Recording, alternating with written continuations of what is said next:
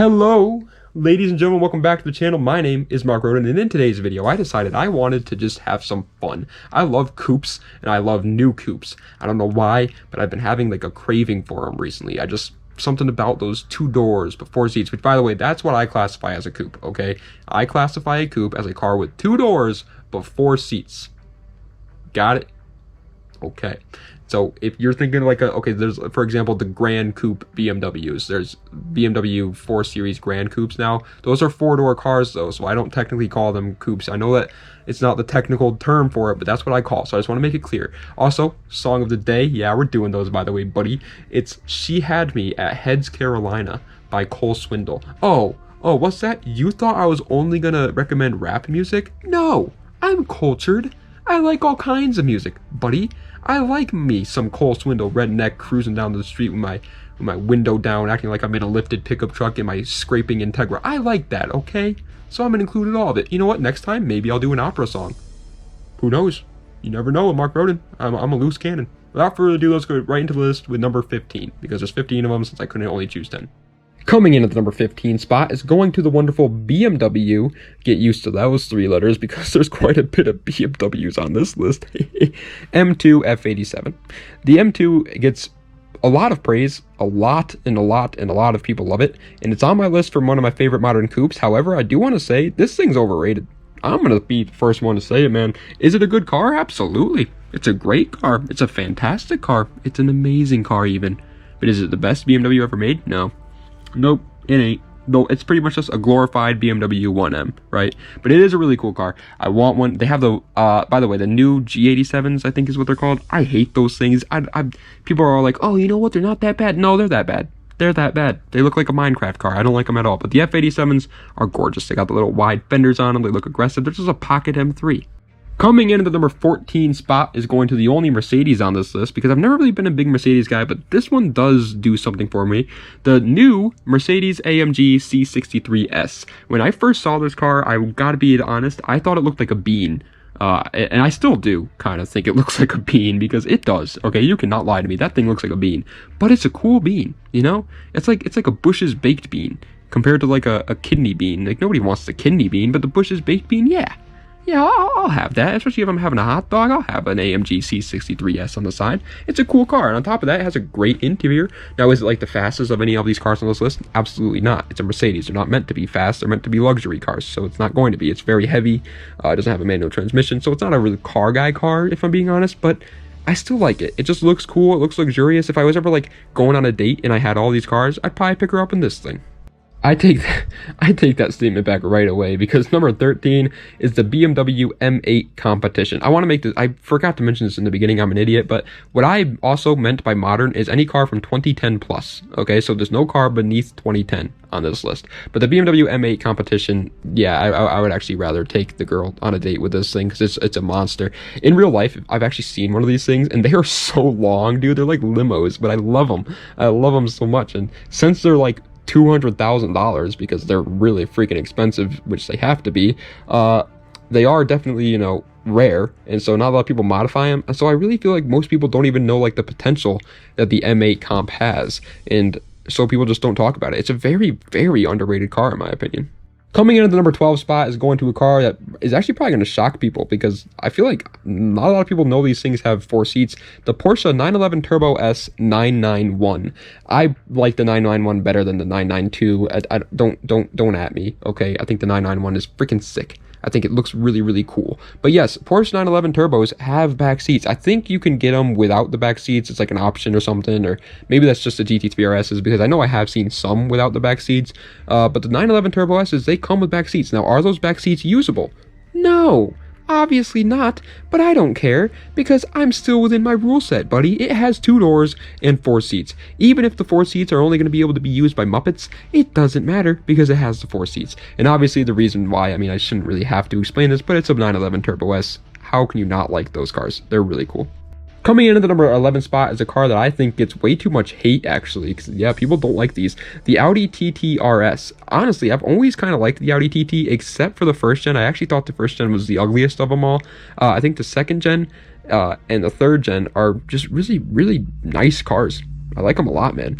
And the Audi TT RS is obviously just the top of the line for any Audi TT ever built. I will say they're ridiculously overpriced. Do not at me, Euro boys, okay? Because so many Euro boys are going to come in my comments and defend the TT RS about that. They're going to be like, it's so much better than this car. And this car. Dude, it has 300 something horsepower and it costs like 80 grand.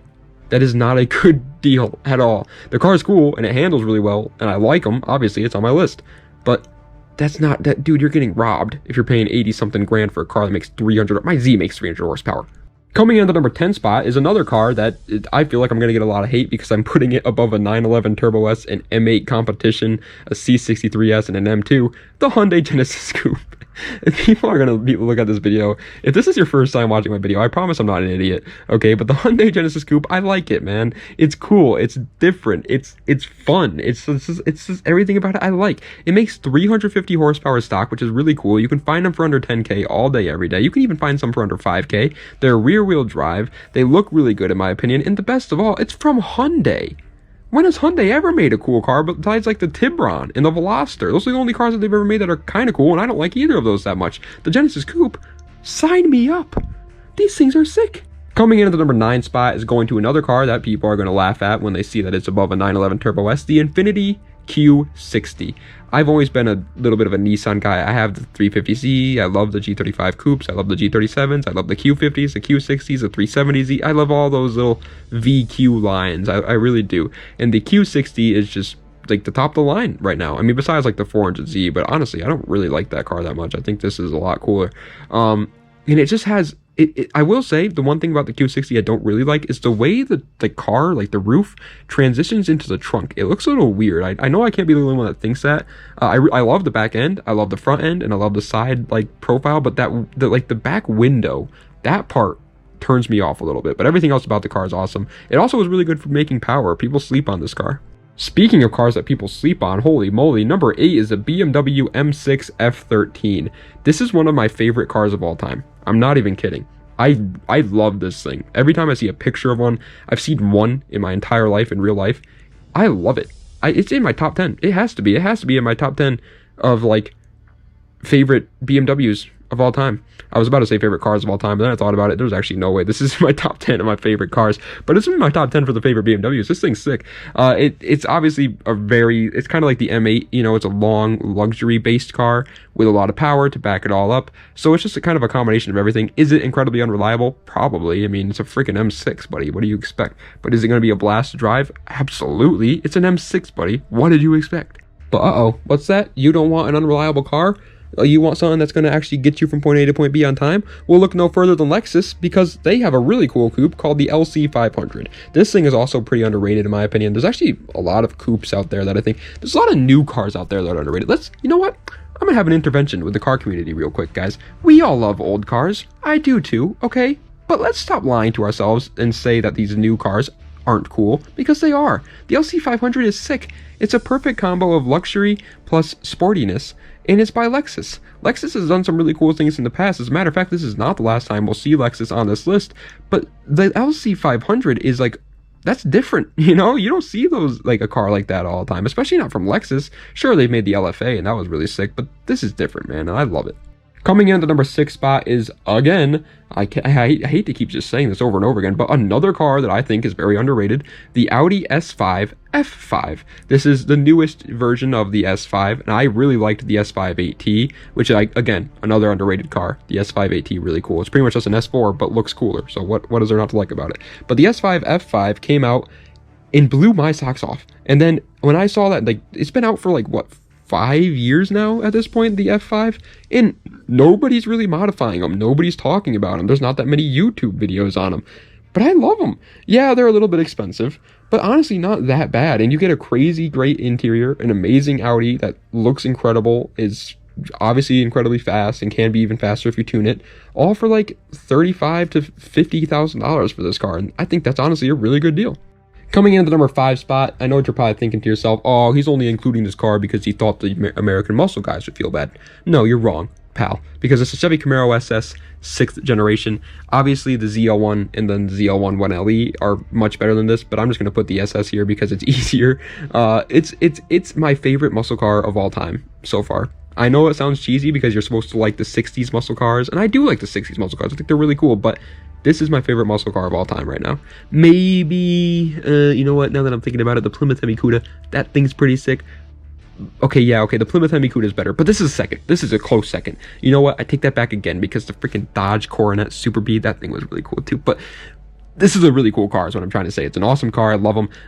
My dad just got a 5th gen Camaro SS, and I think that's beautiful. They're just, I don't know, I like Camaros better than like the Mustangs and the Dodges. Sue me. Coming in at the number 4 spot, see, I told you that it wasn't the last time we were going to be seeing Lexus, and you didn't believe me. The Lexus RCF. This car is not underrated. A lot of people like it, so I want to make that clear. You know, a lot of people are talking about this car, and for good reason, dude. It's a really cool car. It comes with a freaking V8, and on top of that, if you put like an exhaust on it, it's a good sounding V8, dude. This thing sounds incredible. In my opinion, it sounds a lot better than a lot of the muscle cars out there. Just saying. Imagine like a cammed RCF. That thing, what the hell? That would be amazing. I love it. I mainly only like the RCF because of its looks, if I'm being honest. It looks really aggressive in my opinion, and I think it just works really, really well. I think everything about it is good, whereas like the Q60, like I said, it has like that one thing that I don't like about it. The RCF doesn't. It has everything I like about it in the car. But it definitely is lacking a little bit in its performance, but either way, it's a really cool car. But you know what's a new car that's not lacking in performance and is also definitely not underrated, by the way? The Toyota Supra Mark V. I don't care what you guys say. I'm a JDM fan, okay? But I'm also okay, this is going to make no sense. People are going to make fun of me, but yes, I'm a JDM fan. I would say Japanese cars are my favorite kinds of cars. However, my favorite brand in the world is BMW. I think BMW just does it best. Everything else after that is like Nissan, Toyota, and everything else. So that's why I say JDM's my favorite. But when Toyota said that they were putting a BMW motor in their next Supra, and it was going to be the B58, I was pooping in my pants with excitement. And then I go on freaking social media, and I see all these angry boys that are all like, he's not a real Toyota. I was so upset. Why do you guys care so much? This motor is great. It's a B58, and I get, you know, it's okay. Well, it's not a real Toyota if it doesn't have a Toyota motor in it. Well, in that case, in the McLaren F1, it's not a real McLaren because it had a BMW motor in it, okay? That's a stupid way to argue things. Okay, a Mustang with an LS swap. A Fox body Mustang with an LS swap. Now Ford is not the one winning those races. It's Chevy, right? No. You're still going to say Ford because it's still a Mustang. Coming in second place, however, we're going to talk about one of the most overrated cars. However, I still freaking love it so much. The Nissan GTR R35. And you know what? I'm taking that back. This car isn't overrated. It is perfectly rated because you want to know something? You know what supercars make for horsepower? Around 500 to 600 horsepower. Everything after that is kind of like getting close, touching like hypercar range, right? Well, the GTR R35 came out in 2009, and it made 600 with 4 seats in a V6. Now, given it's a twin-turbo V6, but still. And it's from Nissan. And nowadays, you can pick up that car for around $50,000. And it has tons of aftermarket support. You can get it up to 2,000 horsepower easily, which is ridiculous, by the way. These things are insane. I love them. I love the R35 GTRs. I don't care if a bunch of 12-year-olds like them as well. Call me 12 then. I'll hang out at the kids' table next Thanksgiving. You know, I'll talk to them about Barbies and stuff because I like this car. Well, ladies and gentlemen, that is the end of today's video of my top 15 favorite modern coupes. I hope you guys enjoyed. If you did, please be sure to like, comment, and subscribe to the channel for more content just like this. Let me know what other videos that you'd like to see in the comment section down below. Let me know what song I should do for the song of the day next time. I won't take like requests for that, by the way, because I want it to be from me. But if you want me to listen to a song that you think I might like, that I'll do. That I will do.